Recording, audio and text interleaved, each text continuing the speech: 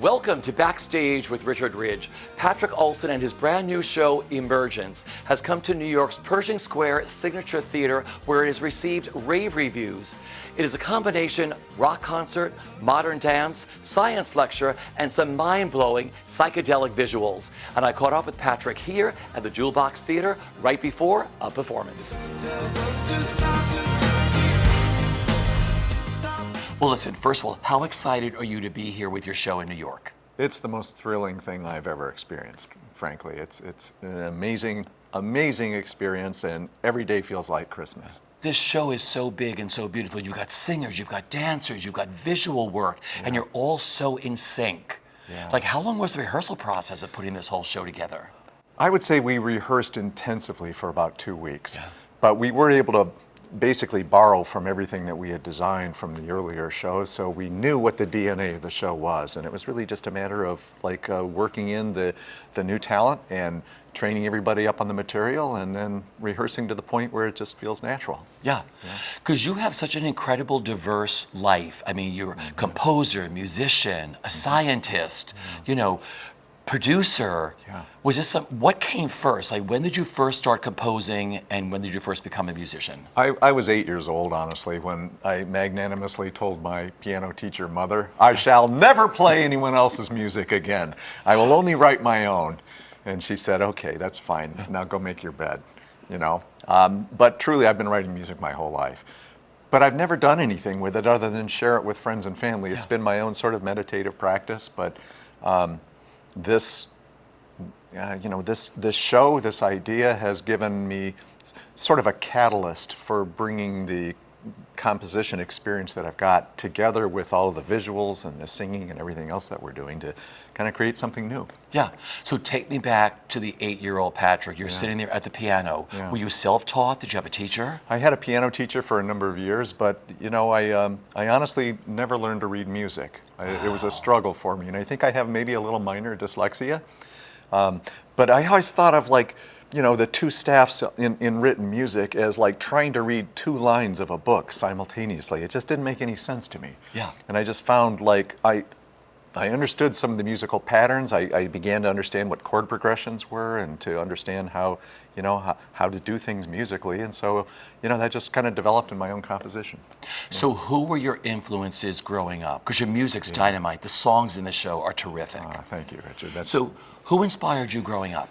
Well, you know, I lived in New York in 1984, 1985 for a couple of years, and I saw David Byrne Stop Making Sense at a theater in the Greenwich Village, and I stumbled out of that into the afternoon and walked into 6th Avenue dazed into traffic. You know, that had such an immense impact on me that I carry it with me today. I think he's a master. Yeah. Other influences, you know, there's a lot of obscure stuff no one would necessarily know, but the more commonly known influences would be like Peter Gabriel and, you know, Roxy Music and 9 Inch Nails and you know, in that general context of kind of complex orchestral productions, you know, that are involved and that move and have a lot going on. I like that kind of musical complexity. How do you describe this show? Because so much happens in this show that's a combination of so many different things. Yeah, it's a challenge to describe the show because it really is novel. It's sort of form-breaking. Yeah. I think of it as its own genre, really, because it borrows elements from, well, you know, like on our poster, you know, we have, it's a musical, and then that's crossed out, and it's a monologue, and that's crossed out. It's a play, and then that's crossed out, and on and on and on, because it is all of those things, and it's not either. You know, it's a kind of a recombination of those elements. Yeah. Yeah. And then you have some incredible singers in your show. Me too. Right? You got 4 singers. You got 3 incredible dancers in the show. Yeah. When did they enter the fold into this production? Well, one of the singers, Cherry Davis, was in our LA show, and she's our vocal director, and so she was part of the Los Angeles DNA that we brought to New York. And everyone else is new. Everyone else is, you know, New York talent. And boy, talent's the word, too. Yeah. I feel so grateful and gifted to be in their presence. And I honestly, You know, when it's my time to go off stage, I'm always peeking through the curtain, and my heart is always swelling at just their incredible competence and artistic delivery. Because you're such a visual artist too when you watch this show. I mean, there's so much, the visuals in this show are stunning. Thank you. Was this all stuff you thought about when you were creating the show with the people Yeah. that you created it with? Yeah, you know, I really wanted kind of a psychedelic quality to the visuals, because the things that we're talking about in the show, you know, it begins with things that we assume are kind of obvious. Yeah. Every spoken part of the show starts with something that seems like everyone ought to know this. This tulip is yellow, right? And everyone nods, yeah, it's yellow, but it's not. Yeah. And that's the nature of the universe, is when you dig at things a little bit, they are not, as the through line of the show is, things are not as they appear. And that there's so much fertile material there to be able to start with something everyone assumes they know and haven't thought about very much, and then you flip it and expand on it, and it's like, oh my gosh, is that such an interesting thing? So that dynamic really lends itself well to super expressive, super vibrant and colorful kinds of imagery. And I just really wanted to, I know it's an overused word, but I wanted to immerse people in unpredictable, dynamic color as this show is proceeding.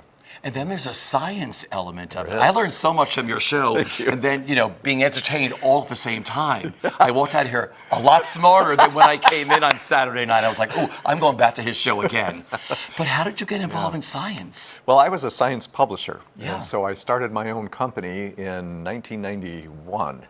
And I had been in the business of educational publishing for the college market, but I had my own ideas of how we might create a company and shape it to do things a little differently. And so that turned out to be enormously successful. So I was not a scientist per se, but I had a lot of contact with scientists. Yeah. And really it was just hundreds of conversations with them over the years. That was a 15 or 20 year run that really shaped my understanding of the universe, and I feel like I got it right from the horse's mouth. Yeah. These were people on the cutting edge of a lot of research, and they were thrilled to talk about their research and what it meant and what the implications might be, and I was just all ears, and I don't know, thousands of hours in front of really smart scientists informing me how the world works. When you were writing the songs for this show, Yeah. were you thinking of the science end of it at the same time, or tell me some. about that? Yeah, Some. When I tell people the show is a mashup of some spoken word things and then complimentary songs and then with the visuals and the dancing and all of this stuff. I can tell sometimes people think, oh, so it's like, you talk about the periodic table and then there's a jingle about the periodic, but it's not like that at all. Yeah. We don't talk about test tubes or the scientific method, any of that stuff. We talk about the implications of what science has showed us about the universe. We talk about the universe, and then the songs come out of that. So they're not terribly on the nose. They're related, but if you listen to all of the music separately, you might not really infer a theme from that necessarily, But when it's paired with the spoken parts, then the spoken parts create context for it, and it makes a lot more sense. And I just feel like, music is part of the humanities, right? And science is part of the technical accumulation of knowledge. And the two of those things put together really creates a balanced understanding of the world. And I think so often we fall into camps. Yeah. There's a humanities camp. Oh, I don't know math. I don't know anything about science. And then the scientists are like, I don't know about you crazy theater people. Yeah. But I feel like there's beauty and a fascination in the combination of those two things. Yeah, this is a perfect show. It's like a perfect cake. All these things shouldn't go together, but they go together beautifully when they're all put together. Thank you. Yeah. And the modern dance element that you put they're into it. Let's amazing. talk about that. And your choreography. Thank you. Like, who choreographed your moves? Oh no, it just happens. It just happens. But the dancers are extremely talented, and it is a combination of some super edgy modern dance where you just wonder, what is the species that I am looking at? Because people are moving in non-human ways. And there's also classical ballet, and so it covers a spectrum, like the whole range of dance is brought to bear in the show. And we hope it's brought to bear in ways where it makes sense for that to be happening right now and this to be happening right then. You know? And let's talk about your moves. Yeah. Did you come up with yours? I did. I did, yeah. Did you in front of a mirror in a dance studio? Some of that, yeah. Actually, some of it quite a bit until I felt a degree of comfort with it. But you know, some of the things are very, very prescribed. Yeah. Some of the movements, and some of it's just like, I don't know, what am I going to do now? What does this feel like? So there's a mixture of things that would be the same every night, and then other things that are just not what you expect. Yeah. Yeah. The show is so hypnotic. Thank you. In this incredible way. Was that something you were thinking of from the very beginning, or after you saw it, you were like, wow?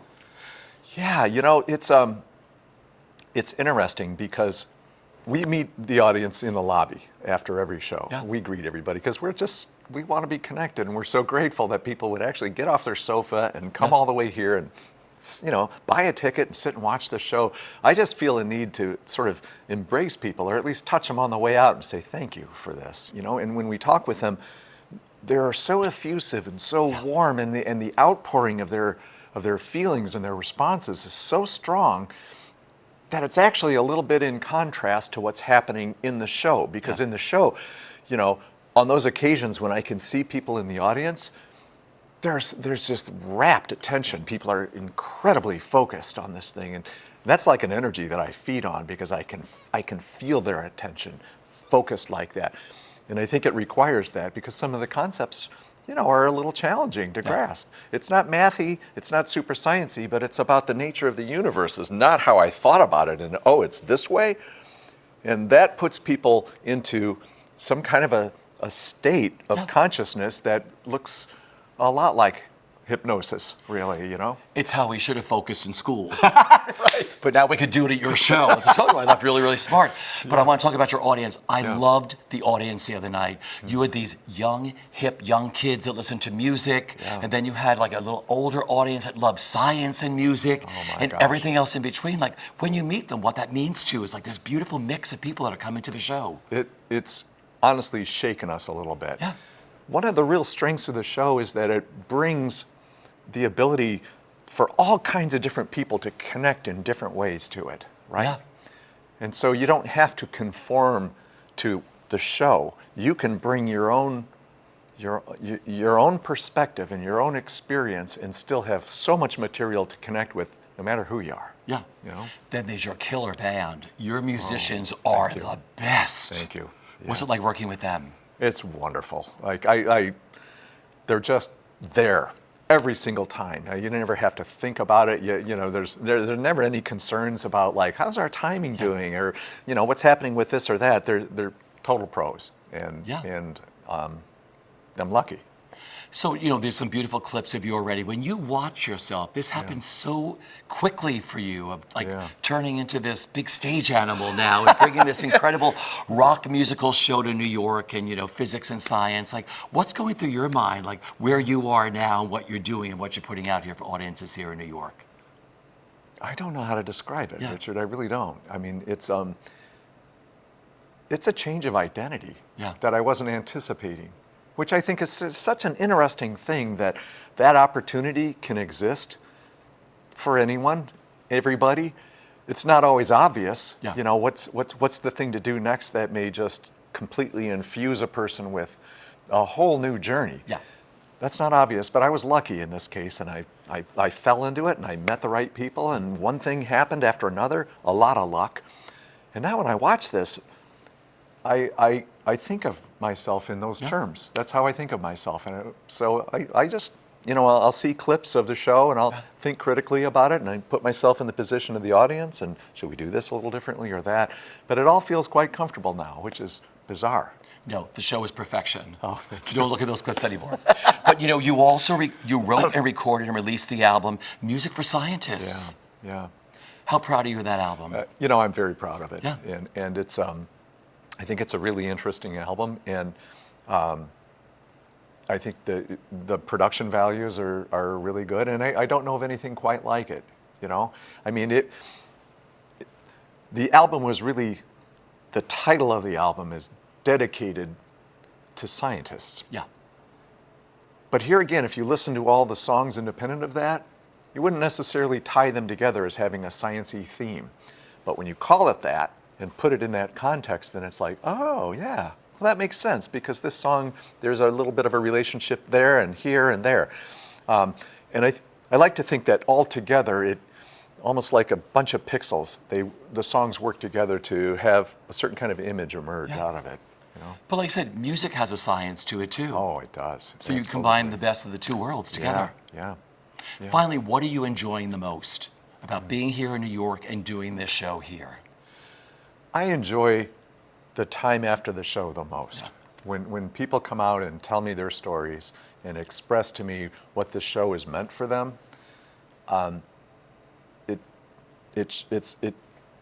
sometimes it's hard a little to process, and I feel some responsibility, but people are moved. Yeah. And they'll wait for 20 minutes or a half an hour for the chance to talk. And you know, one of the themes of this whole show is that it's about connection, right?